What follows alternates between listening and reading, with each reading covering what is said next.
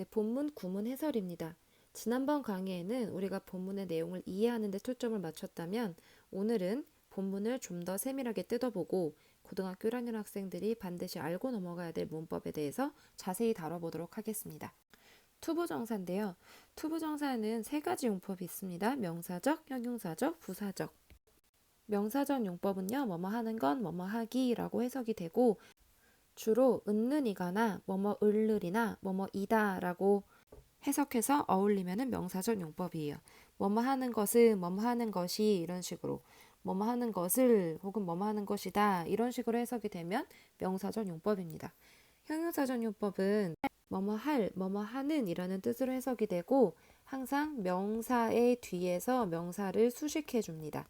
부사적 용법은 목적을 나타내는 뭐뭐 하기 위해, 감정의 원인을 나타내는 뭐뭐 하여서, 판단의 근거를 나타내는 뭐뭐 하다니, 혹은 조건을 나타내는 뭐뭐 한다면 이런 등등.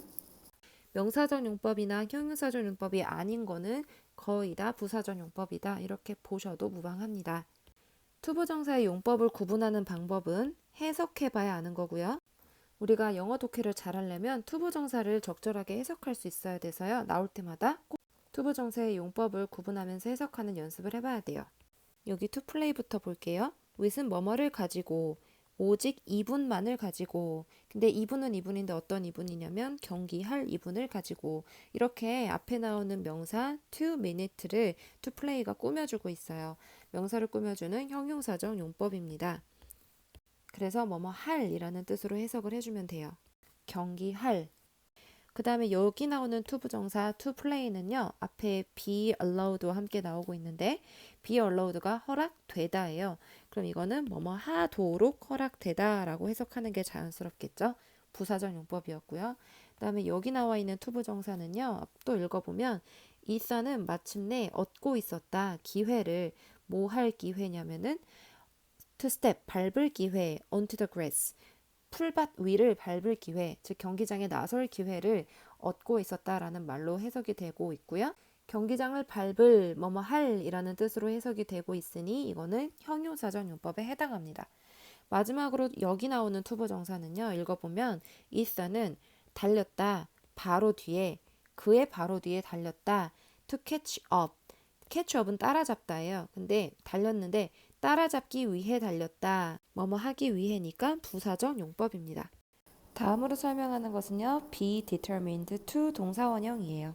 여기서 determined라는 것은요. 결심이 확고한, 다짐하는 이 정도의 의미로 쓰이고 있고요. 비동사가 나왔기 때문에 결심이 확고하다, 다짐하다라는 말이 됩니다. 그리고 뒤에 투부정사가 와서요. 뭐뭐 하기를 결심하다, 다짐하다라는 뜻이 되고요.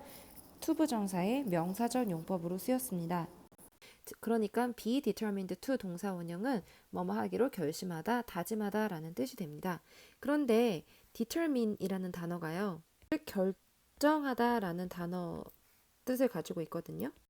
언뜻 보면은 determine은 결정하다고 be determined는 수동태라서 수동태 같이 보이잖아요. 그래서 결정되다 이런 의미로 해석을 할 것 같지만 그렇지 않다라는 것을 얘기해 주려고 지금 언급하고 있어요. be determined to 부정사는 결정되다가 아니라 뭐뭐 하도록 결심하다, 다짐하다라는 뜻으로 해석이 되고요. 그냥 determine은 그냥 단순히 결정하다, decide랑 바꿔 쓸 수도 있습니다. 자, 예문에서 이 빈칸에 be determined to가 어울릴지 determine이 어울릴지 생각해 봅시다. 향상시키다 그의 영어 실력을 향상시키로 결정할까요? 다짐할까요? 향상시키기로 결정하면 다 되는 사람이 있다면 정말 좋겠죠. 결정만 하면 되는 일이 아니에요. 다짐을 해야 되는 일입니다. 그래서 이런 맥락에서는 be determined to가 어울리겠죠. 그런데 이런 예문에서는 빈칸에 be determined to가 어울릴까요? determine이 어울릴까요? 떠나기로 1시간 일찍 be 때문에 뭐뭐 때문에고요. be래요. be 때문에 1시간 일찍 떠나기로 결정하는 게 어울리겠죠? 뭐 be 때문에 일찍 떠나는 거를 다짐까지 하겠어요. 그냥 결정하다 정도가 어울립니다. 이 경우에는 he determined 혹은 decided to leave 이렇게 쓰는 것이 적절하다고 볼 수 있겠죠? 다음은 과거 완료 had left 그리고 had been, 여기 과거 완료에 대해서 이야기해 볼게요. 과거 완료는요, had 플러스 과거 분사 형태로 쓰이고요. 개념은 과거의 어느 시점보다 더 먼저 일어난 일, 과거보다 더 과거에 일어난 일에 대해서 이야기할 때 과거 완료를 씁니다. 예를 들어서 그가 끝마친 후에, 그의 일을 끝마친 후에 그는 점심 먹으러 갔다. 이 문장에서요, 점심을 먹은 것이 과거이고요. 그리고 일을 끝마친 것은 이거보다 더 전에 일어난 일이죠. 그렇기 때문에 이 부분을 had finished라고 과거 완료형으로 쓰는 게 맞는 거예요. 또 과거 완료는요, 단순 과거와 비교했을 때 단순 과거는 그냥 과거의 어느 시점에만 일어난 일에 대해서 이야기하는 반면에 과거 완료는 그거보다 더 전에 일어난 어느 과거보다 더 과거인 어느 시점부터 기준이 되는 그 과거의 시점에 이르기까지 쭉 이어지는 일에 대해서 설명하고자 하는 의도로 과거 완료를 쓰기도 합니다. 뭐 이를테면 과거의 어느 기준 시점보다 더 과거에부터 그 과거의 기준 시점까지 쭉 어떤 일이 계속된다, 계속되어 왔다라든지, 과거에 일어난 경험이 과거의 어느 순간까지 영향을 미친다라든지, 과거보다 더 과거에 일어난 어떤 일의 결과가 과거까지 이어진다든지, 아니면은 과거보다 좀 더 이전에 어떤 일이 시작되어서 과거의 어느 시점에 완료되었다든지, 이러한 의미를 전달하려는 의도로 과거 완료를 쓰는 거예요. 우리나라 말에는 완료 시제가 없습니다. 그냥 과거면 과거고 현재면 현재인데, 영어에서는 이 시점에 관한 말과 일정 기간에 대한 말을 구분지어서 해주는 게 그들의 문법이에요. 자, 그러면 우리 교과서 본문에 왜 이렇게 과거 완료가 쓰였을까요? 같은 맥락에서 이해할 수 있는데요. 지금 이산이 뛰고 있는 축구 경기가 과거에 일어난 경기인 건 확실하죠. 그리고 그 과거의 경기의 어느 한 순간을 묘사하고 있습니다. 박빙의 경기가 이루어지고 있는 그 순간을요. 그런데 교과서 본문은 그 경기가 과거의 그 순간의 박빙이었다라고 말만 해주는 것이 아니라 과거보다 더 과거인 어느 시점부터, 아마도 그 경기의 시작부터겠죠? 그때부터 경기를 묘사하고 있는 그 과거 시점까지, 경기 시작부터 내가 묘사하고 있는 그 과거의 경기 시점까지 쭉 계속해서 박빙의 경기였다, 박빙의 경기여왔다라는 계속의 의미를 전달하기 위해서 과거 완료를 쓴 거였어요. 그리고 두 번째도요. 여기에 그냥 과거 완료가 아니라 단순 과거 didn't leave를 써줬었다면 이때 떠나지 않았다라는 말로 과거의 시점만을 이야기해주는 반면에 이렇게 과거 완료를 쓰게 되면 과거보다, 내가 경기를 묘사하고 있는 그 과거 시점보다 더 과거, 아마도 그 경기의 시작이 되겠죠. 그때부터 내가 묘사하고 있는 그때까지 선수들이 쭉 떠나지 않은 상태가 계속되었다라는 의미를 전달하고자 하는 의도로 이렇게 과거 완료를 쓴 거예요. 그럼 여기에 그냥 was를 쓰고 그냥 didn't live를 쓰면 어떤 느낌이 될까요? 과거 시제는 시점에 대한 이야기를 해주는 것이기 때문에 내가 묘사하고 있는 그 시점에 박빙의 경기였고 선수들은 떠나지 않았다 라고 그 시점에 대해서만 의미를 전달해주는 느낌이 있습니다.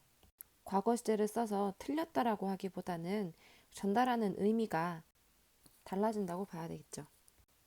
다음으로 one of입니다. one of 뒤에는 이렇게 복수 명사를 쓴다라는 거 기억해 주세요. 뭐뭐들 중에 하나니까요. 다음으로 여기 쉼표로 표현되고 있는 동격입니다. 동격은요, 이 쉼표와 쉼표 사이에 있는 이 단어와 그리고 쉼표와 쉼표 그 앞에 있는 이 단어가 같다, 동격이다, 동급이다 라는 의미로 동격을 써주는 겁니다. 선배들 중에 하나, 즉 이선이, 이렇게 해석을 하는데요. 선배들 중에 하나가 누구냐면 이선이다 이런 말이잖아요. 이게 이거라는 거죠. 동격이다. 그 동격은 이렇게 쉼표와 쉼표 사이에 앞에 나오는 이 단어의 정체를 좀 더 분명하게 이야기해주고자 씁니다. 해석할 때는요. 뭐뭐 즉 뭐뭐는 이렇게 하거나 뭐뭐인 뭐뭐는 이렇게 해석해줘도 돼요. 다음으로 또 중요한 것이 바로 instead of ing 이거죠. 여기서 of가 전치사인데요. 전치사 뒤에는 동명사가 온다. 즉 ing 형태로 써준다 라는 것을 반드시 기억해 주세요. 마지막으로 so that은요. 접속사고 뭐뭐 하도록 이라는 뜻으로 해석이 되고요. 뒤에 주어 동사 문장 절이 와서 뭐뭐가 즉 그가 could score 뭐뭐 하도록 득점하도록 터치다운을 득점하도록 이렇게 해석해 줄 수 있었습니다. 단어 close와 senior에 대해서도 언급하고 넘어갈게요. 먼저 senior는 상급생이라는 뜻인데 학년이 정해져 있는 건 아니에요. senior가 꼭 3학년 이런 뜻은 아니고요. 4년제일 경우에는 4학년이 senior이고 3년제일 경우에는 3학년이 senior입니다. 4년제 대학의 경우에는 freshman이 1학년, 2학년, 3학년, 4학년이 되고요. 이 sophomore 같은 경우에는 oxymoroon이라고 했죠. 어리석음과 지혜로움의 중간쯤 된다고 지난번 게시물 참고해 주세요.